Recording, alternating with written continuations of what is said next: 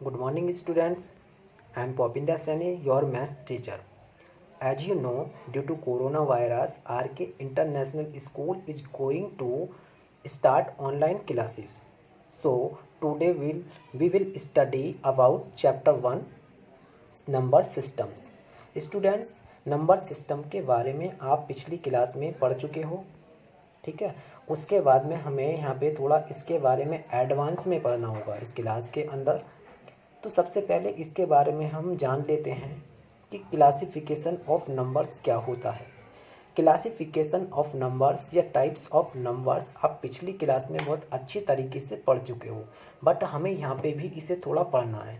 यहाँ पे हमें केवल इसे रिकॉल करना है, यहाँ पे ज़्यादा डिटेल में नहीं जाना है, क्योंकि इस चैप्टर के अंदर जो हमारा मेन वर्क होगा वो रेशनल नंबर और इरेशनल नंबर्स पर होगा, ठीक है।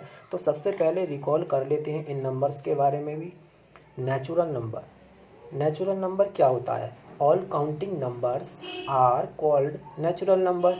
For example 1 2 3 and so on are natural numbers.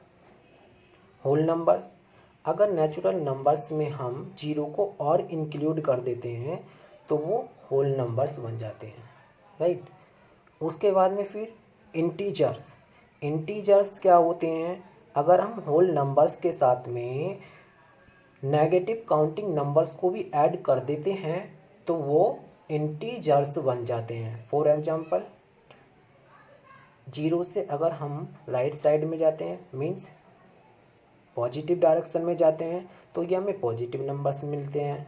और जीरो से अगर लेफ्ट साइड में जाते हैं, यानी कि हम नेगेटिव डायरेक्शन में जाते हैं, तो ये हमें नेगेटिव मिलते हैं। तो इंटीजर्स जो होते हैं वो पॉजिटिव इंटीजर्स भी होते हैं और नेगेटिव इंटीजर्स भी होते हैं। पॉजिटिव नंबर्स जो होते हैं वो पॉजिटिव इंटीजर्स कहलाते हैं, नेगेटिव इंटीजर्स जो होते हैं वो नेगेटिव इंटीजर्स कहलाते हैं। और जीरो को हम जीरो इंटीजर भी बोलते हैं या न्यूट्रल नंबर भी बोलते हैं इसको, क्योंकि ये ना तो पॉजिटिव होता है और ना ही नेगेटिव होता है, राइट। उसके बाद में आते हैं हम रेशनल नंबर पर। A number R is called a rational number if it can be written in the form p upon q, where p and q are integers and q is not equal to 0।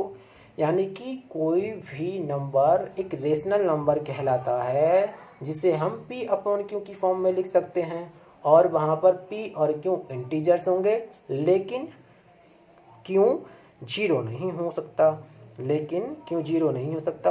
अगर q zero हो जाता है तो p upon zero की form बन जाएगी, यानी कि ऊपर कुछ भी नंबर हो सकता है, क्योंकि p की जगह कुछ भी नंबर हो सकता है, और q की जगह अगर जीरो लेते हैं हम तो वो इनडिटर्मिनेंट फॉर्म बन जाती है, वो अनकाउंटेबल फॉर्म बन जाती है जिसे हम डिफाइन नहीं कर सकते, राइट। उसके बाद में एग्जाम्पल्स दिए हैं, जैसे 3 is a rational number because 3 can be written as 3 upon 1, यानी कि p अपॉन q की फॉर्म में से लिखा जा सकता है, इसलिए ये एक रेशनल नंबर है।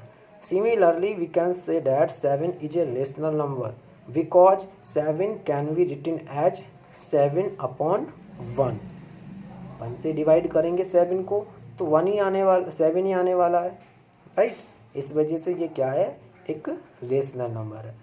उसके बाद में फिर तीसरे नंबर का जो एग्जाम्पल दिया है 5/2, 7/3, 8/5 and so on are rational numbers, right. उसके बाद इरेशनल नंबर, इरेशनल नंबर क्या होता है? ये रेशनल नंबर्स का जस्ट अपोजिट होता है। रेशनल नंबर में हम नंबर को p अपॉन q की फॉर्म में लिख सकते हैं, बट इसमें किसी भी नंबर को हम p अपॉन q की फॉर्म में नहीं लिख सकते, जैसे कि √2, √3, √5 and so on are irrational numbers. उम्मीद करता हूँ कि आपको ये टॉपिक समझ में आया होगा, और स्टूडेंट्स मैथ्स की ज़्यादा से ज़्यादा प्रैक्टिस करते रहिए, जिससे कि आपकी लर्निंग पावर इंक्रीज होती रहे और आपकी इमेजिनेशन पावर भी बरकरार रहे।